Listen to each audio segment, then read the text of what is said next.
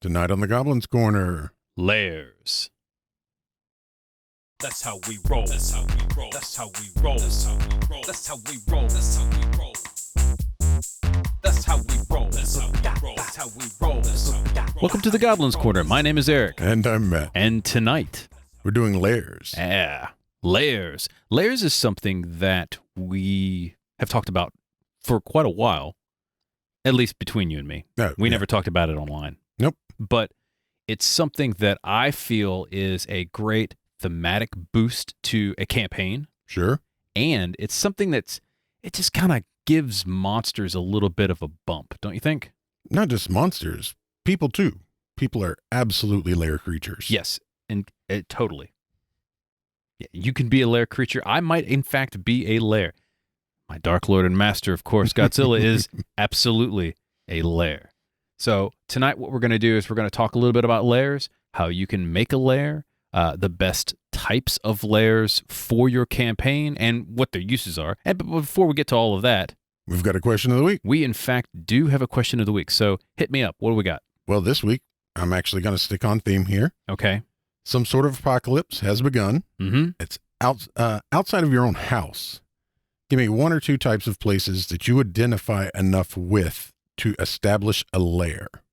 And what are a couple of things you do to make them yours?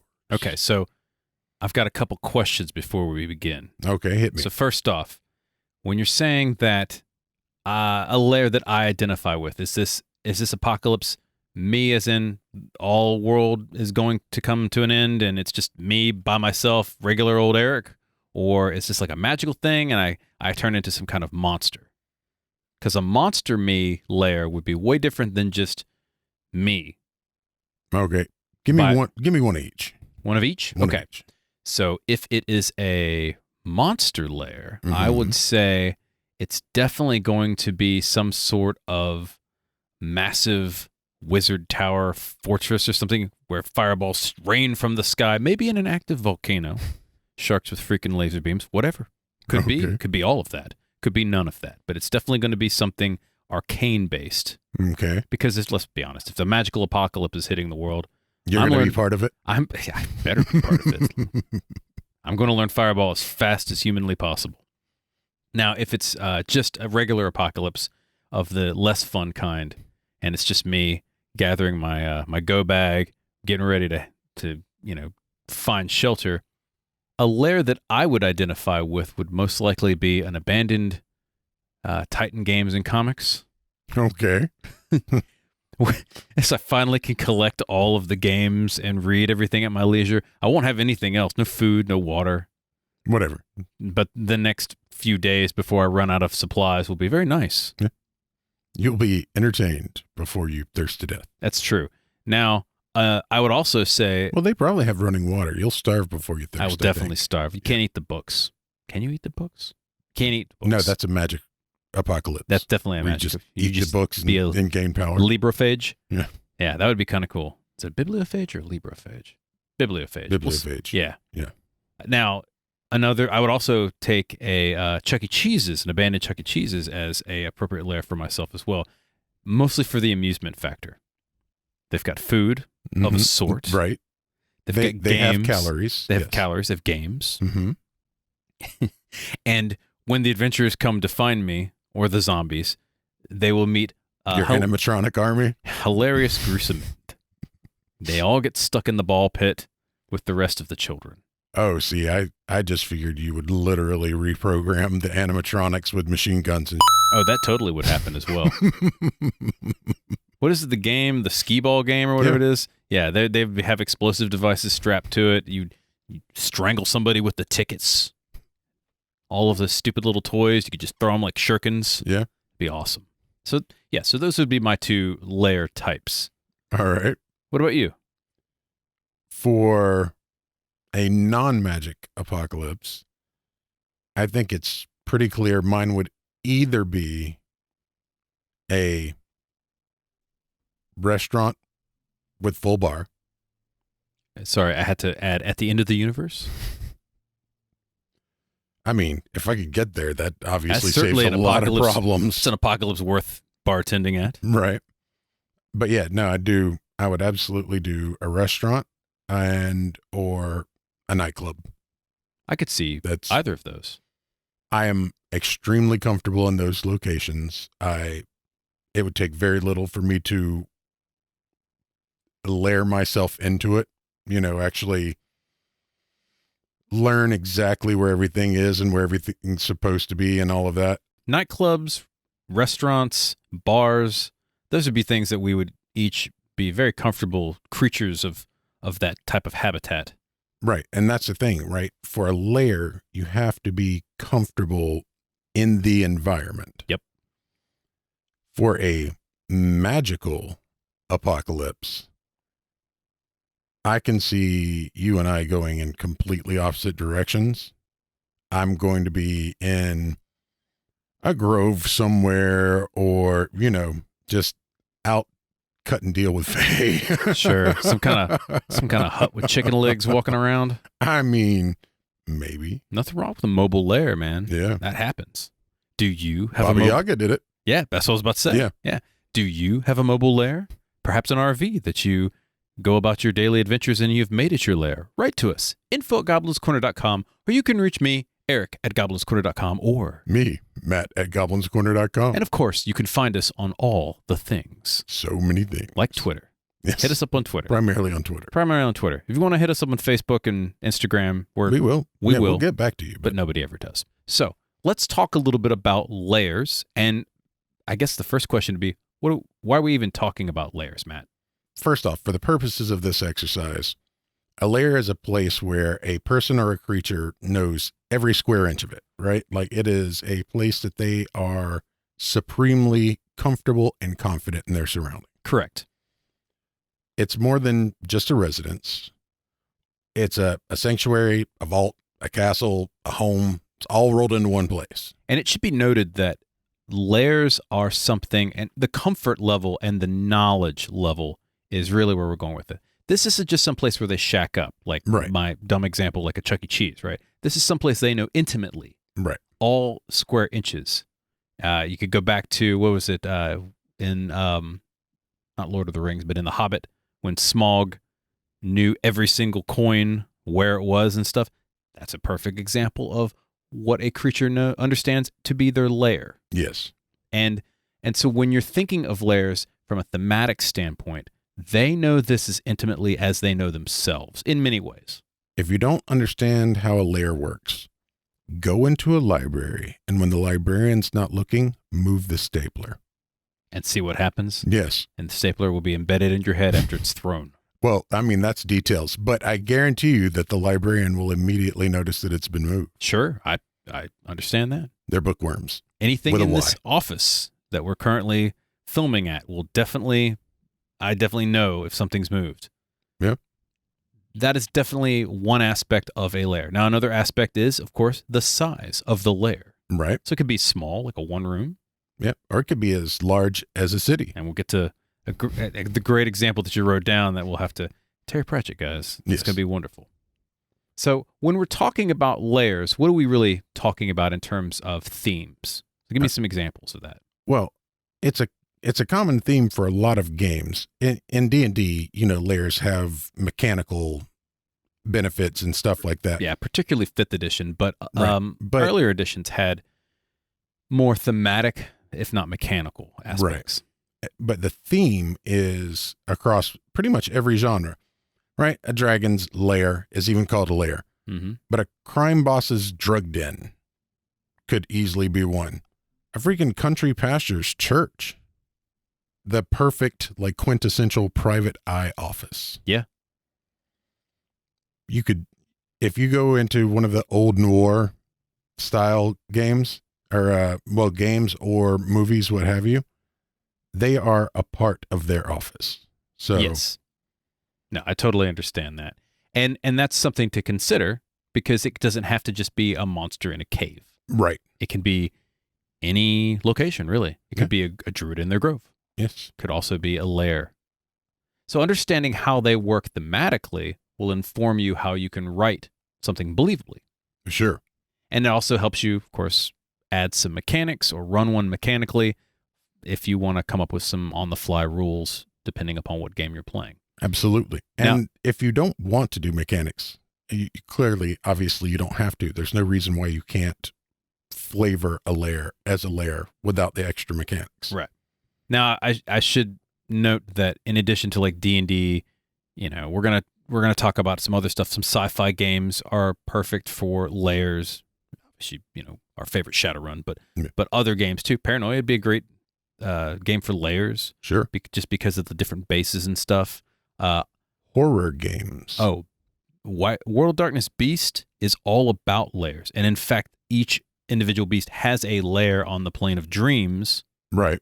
Plane of nightmares? Is it dreams or nightmares? Anyhow, where they actually physically control the aspects of that, which is really cool. And that's a fun thing to play. And there's a lot of other games that do stuff like that as well. Sure. So think about that. Now, lairs in terms of what they are useful for as well, I would say the first thing is they make monsters better. It's true. They make them deadlier, certainly. Well, there's that. But they also bring more personality to the monster. They give them more flavor. They make them more interesting. You go up against an aboleth. Cool, it's an aboleth. If you guys don't know what an aboleth is, go look one up. It's a fish with tentacles. If you roll up on an aboleth in its lair, and now you've got a whole bunch of scum that are, brandishing weapons and coming after you, and the very water itself is still slowly turning you into one of the creatures that you're fighting, and the surrounding area is toxic or noxious or what have you, then that gives a lot more interest and thematics and danger. Yeah, a little pizzazz to your game. But even past that, aboleth are very intelligent creatures, right? There may be things in their lairs that show you their interest, that traps. Not just that, but what this creature is beyond a monster. So their character. Yes. Could have books or potions, weapons. Art, yeah, stuff of knowledge, or even like maybe this aboleth is an ambassador. Sure. Why's the aboleth got to be bad? Maybe the aboleth is good. Yeah. Maybe what if it's got a shrine? Sure. Yeah, maybe it's just chilling. It's a religious aboleth. It collects records and sure. Two giant tentacles scratching on the DJ. turntables. Yeah, man. Sure. Yeah, the aboleth, the DJ. He's got his Ableton Live set up. He's ready to go. He's rocking out on Twitch. That can all happen in your campaign, guys. Think about it. Think about it. In addition to that, of course, we mentioned they make them more powerful or more interesting, but it also makes battles much more interesting as well because it flavors the combat location. Right. And it allows you to both use the environment against the players, but if the players are paying attention, it allows the players to use the environment against the creature. Yep. And that's something that you can kind of drop hints when you describe the setting, or something that the players can figure out on their own if they're savvy. And if they're not savvy, then you'll be describing the setting over and over, sometimes beating them over the head with it because they're still not getting it. Yes. Maybe you should scratch out those glyphs, guys. Yeah. Maybe you should. Nope, Zort. Okay, there they go. Roll your intelligence check. Are you made it 2? Okay. We'll work on that. You know what? You guys do you have any other characters that you've pre-rolled? You haven't? No. You're out of luck. Okay. So battles are great. What are some other things that are that lairs are great for? They're good thematic jump points in that if this is a lair for a small-time criminal, how does it flavor moving forward? If you take out a lieutenant in a huge crime organization, you're now on that organization's radar. You're talking about repercussions. Well, not just that, but the more you are able to recognize the lair of one of these particular mob bosses, the more it may be easier for you to recognize the next one. Oh, this is X Syndicate. Right. You got to stay out of this territory because you know that you're in for a specific fight or whatnot. There's a graffiti on the left wall over there that clearly states, right, like hobo code or criminal code. See those talon marks on the trees? That's obviously a black dragon, guys. Right. See the acid over there next to the black dragon? That's obviously a black dragon mark next to the black dragon who's currently going to breathe on you. Yeah. So, good example of that. I would also say they provide a very easy element of world building. And this could be world building either based off the creature or an individual or even a specific theme that you're going with. So if you're doing, for example, a mystery type game, then Lairs can provide elements of clues to further the story for the mystery in your world building, or maybe provide part of the MacGuffin, right? Sure. A great example for the mystery one, right, is let's say you find the killer's lair, but you still haven't found the killer. So you learn more about the killer by searching through the lair or encountering the traps, various devices. If you're in like a Saw type escapade, hey man, look, we have some dark games, guys. I'm just got to let that out. Not me. I'm sweet and innocent. I would never do that. We to don't. You guys. There's not a lot of hugging in our campaigns. I have to admit, but there's face hugging. That's a good point. Yeah, we play aliens. So give me some examples of some lairs. Well, you brought one up, one of the perfect ones up. Smog. Yeah, straight up dragon lair, right? Yeah. Laying on his hoard of gold, just balling. Just making it rain with his gold coins. For no reason. For no reason. Just sitting in the volcano with his mound of half melted gold. Delightful. You've got like an established kobold warren. That's definitely a trap-filled death. It's just nothing but death for characters, because I don't know if you guys have listened to our Kobolds and Goblins episode, but kobolds, devious little guys. As they should be. As they should be. You've got a Minotaur's Maze. I mean, that's the most classic of most classic as far as I know. Yeah, you remind me of the Babe. The Babe with the power. That's right. Power of voodoo. A hag's hut is another example. We talked about Baba Yaga, but I mean, like just a straight up hag's hut. Any hag, yeah. And when people think of lairs, this is a perfect example of that. It's not a large lair. A hag's hut is like a shack. It's a cottage. But they know every single object in that hut, and they can use it to their advantage. Sure. You've got a beholder's lair. Mm-hmm. When they make their lairs, they make things like vertical shafts and deadfalls and all sorts of terrible, terrible, terrible things. Some kind of undersea lair would be another good example of that, or even something in the plane of air. Yeah. Because any of those types of lairs, like imagine a lair in an active tornado. Sure. Maybe like a storm giant's lair or something like that. Those are three-dimensional lairs, and so that gives an added lethality to a campaign. Sure. If you're creeping through a lair on the plane of air, and they've got a pit trap. Can you creep through a lair on the plane of air? Sure. You can float.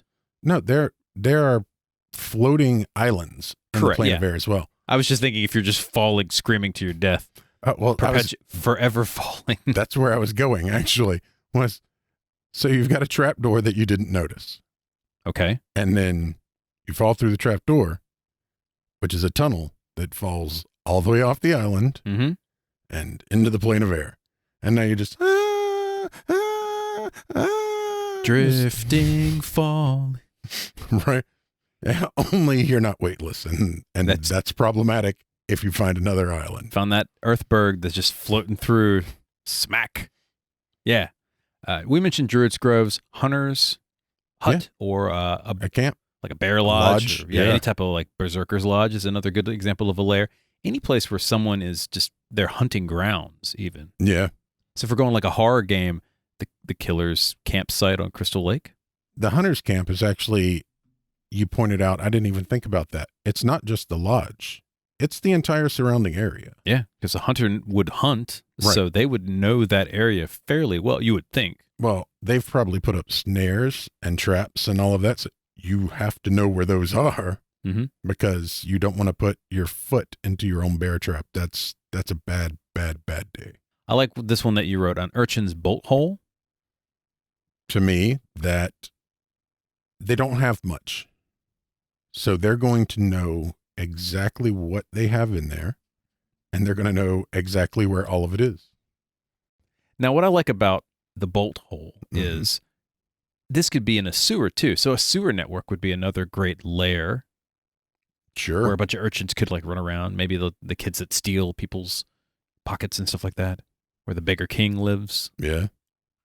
Curator's Museum is another great one. I was trying to think of things that are clearly lairs that weren't necessarily combat oriented. Got lost in his own museum. Mer. Mawkish. A wizard's tower. Obviously. Mm-hmm. A ghost's haunt. Oh yeah, their house, the house or location that they haunt would be a great, because obviously they can't leave it, so they would certainly know it intimately at some point. Yeah. I think. A planar maze. That's a great one because that could be anything. Could be a demiplane or a wizard's demiplane, maybe something they created, or even a prison. Yeah. Like some kind of horrible creature was just imprisoned in the. We don't know what to do with them. Just chuck them in the demiplane. Stick them in a demiplane. Stick them in, pandemonium someplace. All of Ravenloft. All of Ravenloft. Sorry. I had a. Did you? Yeah. A little cough there? Yeah. And then my favorite one, which I didn't even think about until you said it, Sam Vimes. And if you don't know who Sam Vimes is, you need to read Discworld. Right. And I want you to explain more about this. Okay. So, as we've discussed, a lair is a place that a person or creature knows intimately. They know every square inch of it. They know what's going on and how it's going on. Sam Vimes is the captain of the watch in the city of Ankh-Morpork on the Discworld. He is described as being able to know what part of the city he's in blindfolded simply by what cobbles are underneath his feet. The city of Ankh-Morpork is literally his lair, the entire city. Yeah, because he knows where he is. Yeah.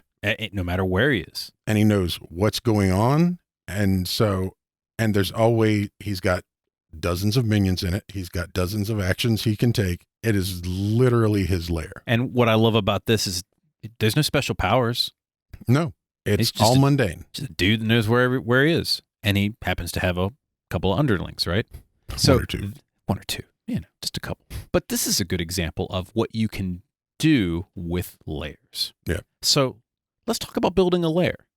There's a couple of components that we've come up with. And again, as we preface with most of our episodes, this is not an exhaustive list by all, but this is just something that you can use to put together some of your layers first. So the first thing is layers should have a purpose. Right.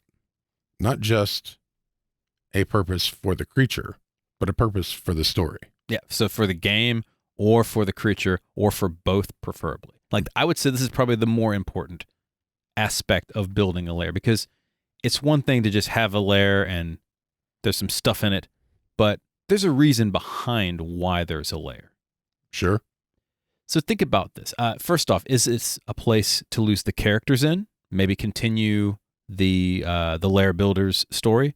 This is a good example of that is the classic tale where you've met the wizard in the wizard's tower, wizard teleports away, or they've got some kind of device that they tap the piano keys and I'll see you later. Right. Grab their mustache and all of a sudden it swings and now they're facing some kind of horrible monstrosity, right? And he comes back to plague them later. Sure. That's an option. Also, it is a great place for a plot twist. Sure. Oh yeah, plot twists are awesome.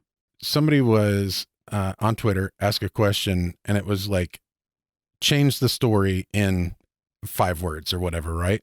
Or in 1 sentence. And my response was basically, the Tomb of Heroes is not where they inter heroes. It's where heroes come to die. And so that whole concept of, oh, we've got to go clean out the Tomb of Heroes because it's been overtaken. Mm-hmm. It was never not overtaken. It is literally just a giant neon sign for heroes to come and die. It's like a Venus flytrap for adventurers. Yes. I love that idea. Yeah, so there's a perfect example of some sort of purpose for your lair. Another one, can you add some kind of emotional element to the character, to the encounter? And this comes back to when you were talking about the aboleth, right? Right. What kind of stuff does an aboleth an art collector? Yeah. This is so adding some kind of thematic depth to either the location or some kind of element in your game. Right. Reminding the players that this thing may very well be a person also. Has hopes and dreams and a life. It's got a wife, Aboleth, 2.5 kids. It's got this terrible Aboleth job where it zooms in half the time. I don't think that's how that works. That's how it works. Okay. And it's just typing up furiously on its tentacles like this all day, every day, because it has some kind of terrible Aboleth data entry job where it's That would be awful. for an Aboleth. Well, think about it. We've got 10 fingers. I type mediocre There's at only best. it's got like 3 keys. It just slaps them with its tentacles. Oh man, I now want a graphic of an Aboleth data entry specialist. It's easy. They type in binary. It is literally It's just just ones, ones and zeros, zeros. in space. Just rapid fire smacking. Sounds like a percussionist. Anybody want to build that for me? I really want to see this drawn. This would be awesome. Some kind of Aboleth data entry specialist. So think about some kind of emotional resonance with your game, with your characters, with the world. Sure. What else we got as far as purpose? Is it something that will end up being driven by the plot or a turning point in the story? Okay, so is this something to leverage the story against, or is this someplace for a side quest? Right. And both are okay. There are a lot of people who are not fans of side quests. I love them. I believe there's a purpose for them. One would say many of our games are nothing but side quests. That is fair. But I think if you're using it to drive the story forward, then there has to be enough meat in the lair that even if you walk in, roll a crit, accidentally blow the head off of the lead guy just You've got off more ramp. You've got more exploration options or something. Right. Yeah. There's still things there that are useful. Yeah. And this is something when we were talking about boss battles a couple episodes ago.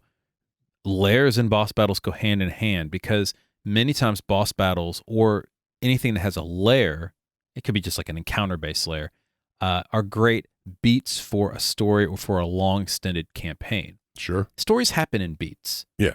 And so and that's why side quests happen, because quests happen in beats, stories happen in beats. And sometimes you got to give a little bit and go off left field before you can come back to the main storyline, because if you're just hammering that main storyline, then it's not as interesting to the characters. This is why like long episodes, like TV shows and stuff like that, after they fight the big bad, especially like sci-fi stuff. I was thinking Agents of S.H.I.E.L.D. is a good example of that, where they go fight somebody and they finally kind of loop that, wrap it up nice in a bow, and then they go off and do something stupid. Right. Like, we're going to go have dinner together because even though I've crossed time and space and died once, I still have to eat. I'm going to go show me doing normal human things. And they do an episode or two, and then everything gets crazy again, right? Yeah. It's the shopping episode for adventurers. It really is, yeah. So there's the shopping episode, some downtime, but this provides beats for that. Finally, is this just a straight up death trap? Yeah. I mean, now, you know how we feel about traps in general. And if you don't, go listen to Being a Better Bastard by Building Better Traps. You know me. I love a good trap. I love a witty trap, but I also love making something as sinister as possible straightforward. Yes. Your players will invent their own nightmares for you. Oh, absolutely. It doesn't matter if there's a trap in the place. The further they go without finding one, the worse they expect the one they're going to find to be. Well, a death trap doesn't have to be physical. It can also be psychological. And this is, again, talking about traps, guys. Yeah. One of the things is, give them a trap, then give them nothing. Or hints of traps. Fake traps. Yeah, there's nothing like having a bunch of paranoid adventurers rolling through a dungeon. So lairs provide a lot of fun things that you can do with that. And again, as far as purpose, consider the creature or the lair builder and maybe the local environment as well, because the type of creature that built the lair, that will definitely determine where it's located. Right. Which is, obviously important because if it's on a mountain or a volcano, it's different than being in the elemental plane of air. Sure. How it's built. So we got to talk about structure here. Right. And then these will influence what type of actions the creature might get from being in their lair, or what kind of magical effects, if there are magical or just effects in Or general. scientific effects, Scientific whatever. or just Yeah. story Advantage. effects. Yeah, story effects, essentially. Or kind of environmental effects from that. I mean, 100%. And the next thing we're actually going to touch on is The locations. Yep. Right. So let's talk a little bit about location. We've got the purpose down. Now, where are you gonna drop this layer? And location, the choice of location says a lot about the person or creature,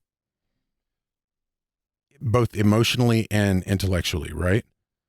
A mob boss might have the option of having a lair at their home or a drugged inn or a warehouse, a brothel, or even in their old neighborhood, right? They got choices. Right.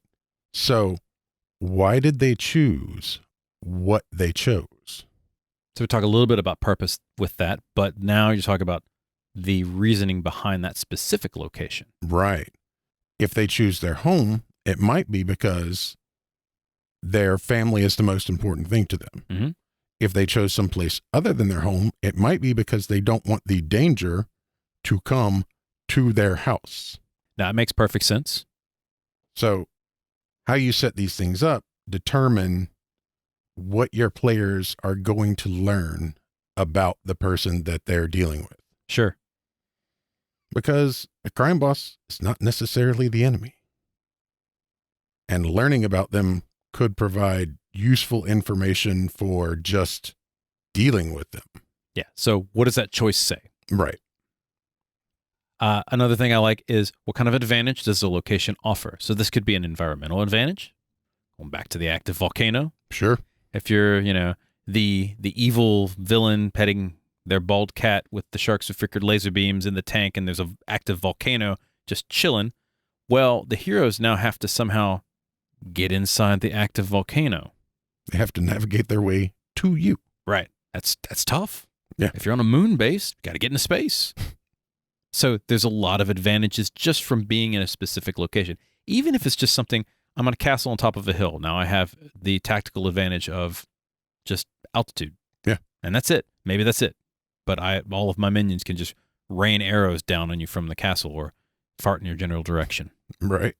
And the thing about altitude is it provides advantage and disadvantage, right? Because you're firing down and they've got to come up. Yep. No matter what. So think about some of those things in terms of movement, in terms of environmental advantage, like heat, cold, stuff like that, and just thematics too. One of the things I actually was about to get into is what is the disadvantage for the outsiders? Some of the disadvantages are, a lot of disadvantages are just the reverse of the advantages. If you are a person that can see perfectly clearly in the dark, and you know that the people who are normally out to get you can't, you're probably going to prefer very dark areas. You have the advantage of being able to see perfectly well, whereas they're at the disadvantage of simply not being able to see. Yep. And this determines also, part of this is purpose in creature, but how intelligent is the creature that's building this lair? Sure. So if it's the lair of, use a D&D creature like a Remoras, I don't know if they're that intelligent compared to, say, well, definitely not as intelligent as, say, a dragon, right? Dragon's a good example. Dragons are really smart, most of them, unless you're a white dragon. And even they are not dumb. They're not dumb, no. They're like, they're still smarter than most people. Yes. So think about that. Those creatures will have different tactics based off of their intelligence. Again, traps is the first thing to think of and imposing those disadvantages, but maybe even using the environment to their advantage. So you would expect, for example, a dragon layering on the ground with mounds of treasure. Maybe the characters walk in, dragon's hanging from the ceiling like a bat, drops down and smashes everybody like the bugs they are, feasts on their corpse. See, a white dragon can do that. That's right. Because they've got ice walk. Most dragons can't actually do that. That's a good point. Yeah, so there you go. It just looks down, big spray of ice breath, and then smash. Yeah. Another thing, and you wrote this down, which is really good. Warning systems is another good example. The local tribe of kobolds that are friendly to the dragon can warn the dragon ahead of time. Yeah. And piss off all of the adventurers. So while the adventurers are screaming bloody murder because they've been caught in all the traps, getting into the lair, the dragon now has time to prepare. Yeah. Set up the illusionary dragon, go to the other cave, move all the loot, summon a couple of creatures, cast a few buffs. Yeah, got nothing but time. Open up a nice bottle of Cavassier and just hang loose, Wait for the adventurers to show up if they show up. Yeah. The Lich, come on. If you're rolling into the Lich's tomb, they ain't got alarm. Sure. I mean, absolutely. The first level spell. And it's up all the time. All the time. Oh, you're rolling into that node on the Matrix? Sure. That hacker's going to be like, come on, guys. Really? Really, bro? Really? I've got you used your real name. Yeah. Really? You logged in from a payphone. How dare you? They'll be able to get you. They've already breached your firewall. They're typing furiously fast. You ever notice in in every sci-fi, cyberpunk types thing where someone's hacking, the faster they type, the better they hack for some stupid reason. Yes. It's like they're just flinging their fingers at the keyboard. Just, he's such a good hacker. Look at him. Look how fast he types. He's just mashing keyboard. Right. He's not even typing. He's just using his elbows and arms. What the f- going on here? Doesn't matter. He's hacked into the Pentagon somehow. Don't hack into the Pentagon, guys. No. Don't ever do that. No. All right. So there's a perfect example. I'm going to add one more. Mm-hmm. Underwater. Sure. Because if you can breathe water and swim and the characters can't, guess what? It's a bad day for those characters. Then I'm only casting Dispel. It's underwater. Because I'm a bastard. Underwater or anti-gravity, yeah. Where you're just kind of in free fall, or any type of weird environmental, honestly, 3D environmental situations are really, really fun, dangerous ways to kill your characters. Yeah. And thematics are fun too, because think about it. You're at the bottom of a lake. It's pitch black dark. The pressure is crushing. You can't breathe. You're swimming barely. Right. The damn paladin's already drowned because he does play Mel. I know. They just use paladin as an anchor. So, guys, I know everybody plays paladins at some point, but it's just fun. If it's not, everybody knows it's the dwarf that drowns. The dwarf drowns. Come on. It's the dwarf paladin. Dwarf paladin. Yeah. You know what? I'm gonna play an aquatic dwarf. Sure. That's what I want to play. Are you playing an aquatic dwarf paladin? Absolutely. Then I could just stomp along the bottom of a lake. Dope, dope, dope. Ach, they got seaweed in my beard. Be great. All right. We've talked a little bit about location. Let's talk about structure. But first, we'll be back after these messages.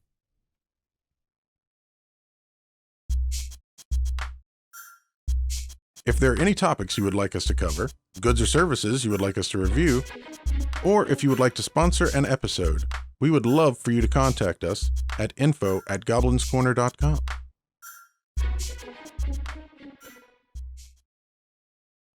And we're back. Welcome back. All right, so we're talking about layers. We talked a little bit about purpose. Yeah. Give it a reason for your lair. Talked a little bit about location. You got to put it somewhere. And we talked about dwarves sinking to the bottom of a lake. Right. And your plans to play an aquatic dwarf paladin. Absolutely. I totally want that to happen. I'm going to do that right after I play my halfling locomancer. Right. All right. So let's talk a little bit about maybe some structure to your lair. Now, this isn't just physical structure, but also structure in terms of how it's put together. Right. In your story. Right. Firstly, and you know me, I'm really big on this. What are the 5 senses of the place? Yes. Once you have that down, it is easier to build on. Absolutely. I mean, obviously, what does it look like? Okay, yeah, that's really important. But describing is imperative because you can see this in your mind's eye, but can your players see this in their mind's eye? So sight is one thing, smell, taste perhaps? You're in the beholder's lair. You might lick that stalagmite. You might, but also there are times when a place has so much stench or so much dust or what have you that you can literally taste where you're at. Oh, you're in the sewers, in the lair of an Odiug. Sure. Or a troglodyte's burrow. Or even just near a bay at low tide. You're playing Discworld and Foul Ron's stench approaches. Sure. If you're in the lair of Sam Vimes. Yeah, bugger it. Yeah. So think about that. Obviously sight is important, but what we're talking about is what are the fine details? Get those descriptions down. Right. And you don't have to write War and Peace again. Please don't. Give them the bullet points. Right. Give them enough. And if you notice an interest in your players, someone's going to take an interest. If they do, give them a little bit more. Give them a taste. Give them enough to at least do their job. Maybe write some paragraphs if you want to expand upon that. If you want more than that, and again, it depends on your story. If they're rolling in and it's just going to be combat and they've got their cyberware readied. Sure. They bust down the door. If you know they're going to blow the place up. It's an abandoned warehouse with blah, blah, blah, blah, blah. Blank. Right. In the corner sits, the Johnson who's betrayed you with 2 Street Sams and a mage. Okay. That's probably all you need to know, except from a tactical advantage. Okay, are there any boxes that I can hide behind while I cast Powerball and Urban Renewal? It's like I have an MO for my Shadowrun games. I can't say anything. Knock down the door, spray and pray, and then cast some spells. I'm going to use a C12 bowling ball with a detonator. I can't. Who am I to judge? That's true. Your character spent all their money on plastic explosives. Yes, almost. All day, every day, no problem. Exactly. Yeah, so think about these 5 senses. Obviously, the smell of cordite fills the room.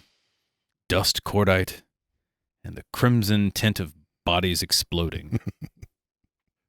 Let's go to the opposite end of that spectrum, right? What are the fine details that make the place feel claimed by the person claiming it? So you're thinking like subtle stuff. Right. This could be something less overt, like maybe a subtle stench or a whiff of something. Yeah. The whiff of a specific type of cigar or cologne. These could be things that checks might indicate. Yes. Whether perception or insight if you're playing D&D, or other things if you're playing something else, right? Yep. Straight up intelligence checks in some games. I mean, you could literally have family photos, all sorts of things. So what story is it telling about the individual, which we talked about earlier? And again, this comes down to purpose as well. Sure. What else are we looking at? We're looking at size of the room or lair. So is it a 1-room lair that had like a hag's hut? Is it a house? Is it a mansion? Is it a city? A whole city. Damn city. It could happen. Yeah, absolutely. Then we go to not just the fine details, but the things that are off, right? If your crime boss is lairing in a nightclub, what are the details that will tell your players that this is a lair, not just a normal nightclub? Could be extra guards. It could be maybe a specific dancer at the nightclub. Sure. These could be clues that indicate the presence of the boss, or it could be something ominous, right? It could be. You could have Just a sense of dread when you walk in. You're like, there's something wrong about this place. This place is sketchy. Yeah, you get that sketch feeling. You walk in, you're like, I don't want to touch the seats. I don't know. There's too much glass in this nightclub. for the Hollywood nightclub lair. Sure, yeah. If there's a shootout, this is going to be absolutely cinematic. This is clearly a lair. I like where your head's. I was also thinking, if I have to run barefoot across all this broken glass, I'm thinking Die Hard. Sure.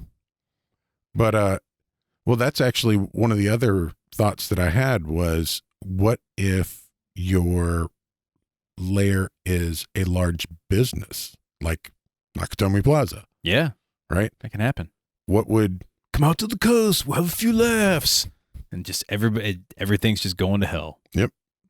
So we talk about a lot in terms of size, and you mentioned telltale signs versus overt signs and stuff like that. But we also can talk about some emotional descriptions as well, and what those descriptions mean. right? So a good example of that is we have written down here, castle spikes pointed outward are defensive in nature. So you could tell that just as you roll up on this layer, this is a defensive building. Yeah, those are functional spikes. Yeah. Whereas something that's just pointed straight up, that's just for intimidation. Yeah, that's just flavor. Yeah, those don't serve a purpose. So these little details can give the characters or players an instance as to the mentality of the person who built the lair. So if I roll up, we use dragon again, right? So a dragon's lair, if I roll up on a dragon's lair and there's just a whole bunch of just dead bodies on, half burned, they're on stakes with bite marks out, this is obviously kind of an ornery dragon. He's not looking to make deals. He's not friendly. But if you roll up on a dragon's lair and it's pristine, nothing in sight, no dragon mark, it's just clean, but a dragon lives there. Maybe all you do is you hear the bellows of his fiery breath, but there's nothing in sight. This dragon is either OCD or it's got a clean freak, right? Or this dragon just vaporizes everything. Right. And you just do not mess with this guy. It's like a force of elemental nature. It's true. He doesn't even allow the soot marks to stay. Now, a red dragon with a welcome home mat and a doorbell, that's a different type of dragon. It's true. He might cook for you. He might just have a sense of humor. He might cook you. Right. It could happen. Right. So think about this stuff. These are different emotional states and elements for that. Talking about structure, we've got that. We've got the location. We've got the purpose. What else we got? Well, what are the actions and effects of the location of your layer? Okay. And we group them together, but they really are separate. Sure. So an effect is something that is, I would consider to be part of the location. And this could be either direct or indirect from the layer builder. So some monsters, for example, kind of exude this corruption that corrupts the land around them. And Right. so that might be an effect. It could also be inverse. Maybe this toxic spirit is a toxic spirit because the corporation polluted all the land around it. And so it became the creature it is because of the location. Right.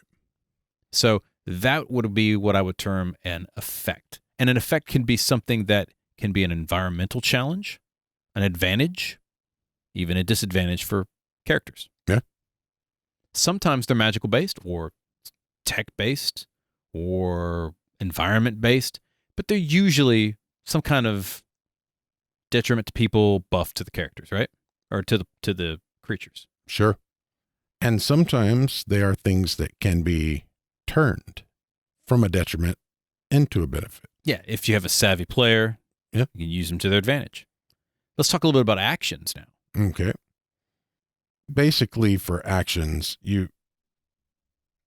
the type of location is going to determine what actions are available for you, right? A castle is going to have completely different actions than a dragon's lair, which is going to have completely different actions than a node for a hacker. So you've got to take all of those, the flavor you want into effect and the location into effect. So, for example, a castle, Mhm. right? It's going to probably have traps. You would think. It's going to have battlefield control. Most of them did, like portcullises, right? You can split apart parties or keep them from coming in and keep them in a location for a nice little murder courtyard. Reinforcements. I mean, it's a castle. Probably has people. Yeah. Secret tunnels, escape routes, weapon stashes. If you're in a magic type area, it's probably going to have potion caches and magic caches. So these are things that are active oftentimes. Not always, but often the actions are something that also can provide a detriment or a bonus, but there's something that the layer builder can do. Right. Whereas the effects are often things that are usually indirect or as a result of either the creature or the environment. Right. And so both of these play in tandem because you can combine them to really add a lot of really cool stuff to your game and really mess some players up. Sure. For example, if you built this castle in a swamp, Okay. right? Fell down 3 times. You finally had enough of a foundation to build your castle. But you here. got that swamp Right. layer. Completely. Just built the foundation off the paladins sinking into the swamp. Hey, yeah, there you go. Because they got to be good for something. I don't hate paladins. We're gonna have so many people writing to us. I play a paladin, you asshole. I like 5th edition paladins. I think they did a better job. With yeah, them. they're great. But okay, so we're gonna get back on topic. So this castle's in the middle of a swamp. Completely surrounding this castle could be swamp gas. Right? Just marching through that is going to be terrible for you if you don't have some manner to counteract it. Toxic and flammable. You're carrying a torch, you're going to blow up. Right. However, if you've done your homework and you know about this, you can collect some. You don't even bother collecting it. You know what you do?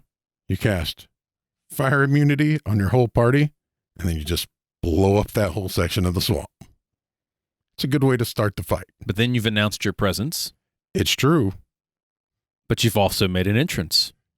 And that's the important thing. Yeah. You've done it with style. Exactly. You got to make an entrance. Yeah. So let's give us a couple of examples of some actions according to different layer types. So we've got a Dragon Slayer. We mentioned that. Traps and minions, obviously. Magical defenses we talked about. The dragon can use magic items because it's a dragon. Right. They can use, of course, the natural dangers like bathing in a lava pool, rolling around in an acid bath, I'm chilling on an ice cube. You ever been playing sand? You ever been playing in a pool and splash somebody beside the pool? Yeah, it kind of sucks. Right. Now imagine if that pool was lava. Then it would really suck. Unless you're a magma person. Right. Or a red dragon. Yep. There you go. Crime Boss Den, we mentioned, of course, got minions and bodyguards, weapon stashes. Not just bodyguards, body shields. Because grab some of the dancers and use them as human shields. Grab some of the patrons. Grab the bartender and make them pour a drink as they use them as a human shield. A lot of human shield going on with the crime bosses. We've got bolt holes and medical stashes so they can heal themselves. We've got, escape routes, an armored room, so like a panic room of some sort. Yep. But if you're a crime boss, that panic room probably is going to have gun holes. Oh, yeah, most certainly. So a lot of fun options. Honestly, if I was a crime boss, I would have some kind of panic room with an escape hatch at the bottom that goes into the subterranean sewers. And so my Shadowrunners would have to somehow break down the door with the C4, follow them in there, and then just blow it all to hell. Just throw a dart of C12 right through the bullet hole, the gun port. Here's a classic, Space Station. What do we got for Space Station? So you're going to have internal and external weapon systems and sensor systems. Yeah. A robot with a heart of gold. Sure. Just trying to be human, guys. Just learning and failing. Medical systems in certain areas and in certain games. That's going to determine how good those medical systems are. Escape pods, yeah. Sure. Robotic and people minions, and possibly even alien minions. I'm always in favor of alien minions. And defensive positions built in, just hard points. Yep. So all of these are examples of ways you can add actions into your layer building. And there's a bunch more. We could talk about mage towers. We've got hacker control rooms, a vampire sanctum. That'd be kind of fun if you're playing, especially if you're playing like a vampire chronicle or a hunter. If you're playing a hunter hunting vampires. Yes. Definitely have that. A cleric's temple, as you mentioned before. And of course, Kobold's chief warren. Nothing but traps. Nothing but traps, guys. The whole damn place is a trap. It's true. And it should be. So think about all of that. Now, we're going to go ahead and put together kind of a Cliff Notes version of everything we've talked about. And this is important in that, we've talked for about an hour. But also, how do we bring it all together? Okay. So step one, we give it a purpose. We give it a size and a location. Yep. So what is it doing? Why is it important? And how big is it? Yeah. In terms of And layer. where. And where. Yeah. And if it's large, let's give it an ecosystem. Sure. So Druid's Grove. There's probably going to be some animals in a Druid's Grove for the lair. And probably a tree. You would think at least one. At least That could one. be in the desert. It's not a grove then, is it? It's just a circle. Yeah, that's a good point. All right, fair enough. So there's going to be some trees in the Druids. Fungi or animals, if you're in a cave system, Yeah. there's going to be probably some cave stuff. Or the ecosystem might be urban. Mm-hmm. What type of folks are in the neighborhood? Oh, yeah. So people, they've got different types of buildings. There's rats. Yeah. Rats and roaches in the urban setting, maybe. I don't know. Depends on your urban setting, right? Might be highly advanced, and there's no such thing as rats and roaches because they hold steady jobs. Okay. Yeah. That's where I was going with that. Okay. They still exist. they are the people that actually Right. populate the cities. Very, very clean creatures. What effects, whether they're magical or otherwise, are caused by the creature inhabiting this lair? Or what is the lair doing to the creature who built the lair? So we talk about effects in terms of it's mutating this creature so the creature's more badass, or the creature's qualities are changing the environment around it. Sure. What if you had a little column A, little column B? That would be a nice little, A little back and forth. I'm all about that. so like, let's say you've got a very evil thing attempting to corrupt a very good place, but instead over time, what they're actually doing is meeting in the middle. And making a very neutral place. Yes. That would be cool. Like the evil lich is profaning the holy place, but the holy place is slowly de-profaning the lich. So you've got like a safe point halfway through. Yeah. They just reach equilibrium. Yeah, absolutely. That's a perfect example of something that you can do. Or even just a monster that has a specific quality Sure. and run into just the localized area. So let's use something that's out of their element. So an aboleth in a volcano. Not something you expect. Nope. Go back to the aboleth again. But aboleth tend to be aquatic creatures, They do. unless you have an infernal one. But let's say we don't. Maybe he swam in a couple eons ago when the world was new and got closed off by a magma chamber. Now he's just kind of stuck in this underground, bubbling, watery caldera. Super uncomfortable. Just really pissed Just off. personal hell. He's just mad. And over time, the volcano is corrupted. And so maybe the lava, when it hits you, burns you still, but you slowly transform into a scum. Scum lava. Yeah, scum lava. Think about that. Instead of it allowing you to breathe water, it allows you to breathe magma? Just be immune to the lava. Oh, I would let you breathe the lava, but you're Sure. not immune to it. Well, then you wouldn't be a very useful servant creature. I don't care. 'Cause It would just be amusing just to me. die. Yeah, you still die. But it's still double plus good because you get turned into a scum and you get burned by lava. Think about that. It'd be great. So, yeah. So those are different types of effects that we can use. What else we have? Well, you gotta, assuming it's not a personal layer like a hacker's sanctum, right? What are the minions or other creatures that occupy the lair? Even if it is a Hactor's Sanctum, you could have minions and creatures, That's true. personal daemons that run around, some servitor minions and such, Oh, dude, you could have a bunch of little, attack programs. yeah, but given physical skins. Like little freaking drones with handguns. Yeah. Just be like, Semi-intelligent AIs and such. Yeah. Master is in his chair. Anyone coming through the door must be filled with lead. They all should look like the cute little robots from Batteries Not Included, Sure. but with handguns. Yeah. If you haven't seen that movie, it's an old movie. Go watch it and then put handguns in the creatures. Yes. That's what I'm thinking of. Okay. So minions are great, right? Whether they're kobolds, whether they're just straight up thugs, Yeah. or whether they're something more exotic. I would also say, ask yourself 3 whys. Why is the lair there? Why is it built the way it is? And then why or what, I guess it's That's what? Two whys and a what? 2 whys and a what. It's fine. That's fine. What are the consequences of that lair? So what is it there for specifically? Right. why is it there, right? Well, what are the consequences of the layer existing where it is? Yeah. So so it's only 2 whys. 2 Ys and a wet. And that's fine. It's good enough for me. And most of all, details, details, details. Fill in those blanks. Describe the scene. Because layers are great, but only if you let the people know what's going on with it. Right. And I would do it in basically 3 tiers, right? The 5 senses, and that's all you get if you just blow the place up. Sure. The cursory glance is what you get if you don't blow the place up, but you're specifically headed to just off the mob boss. Yep. Or if you arrive when there's nothing going on and you do a detailed type of inspection of the place. So thorough investigation of the layer. Yeah. Looking for clues or trying to find the person or maybe trying to rob them. I mean, if nobody's there. You're going to rob the crime boss, of course. Yeah. Yeah. So there you have it. There's your layers right there. Easy ways that you can incorporate layers into your campaign, regardless of the actual campaign you're running. Did we miss something? Write to us. info@goblinscorner.com, or you can reach me, Eric, at goblinscorner.com, or me, Matt, at goblinscorner.com. We've mentioned before that we're on all of the things, and in fact, we are.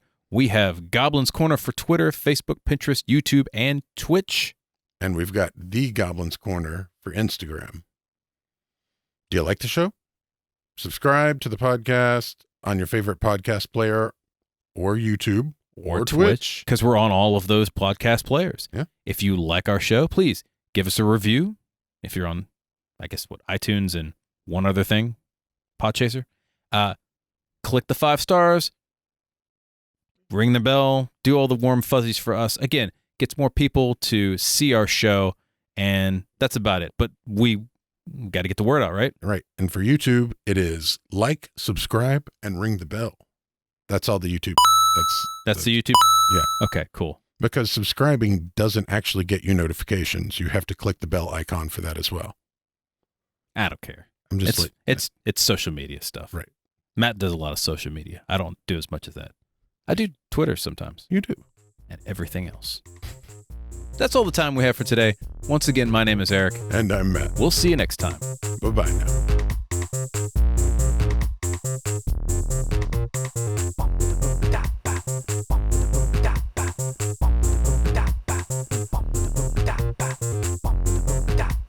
The Goblins Corner has been written and produced by Eric Holden and Matt Stable. D20 did our music.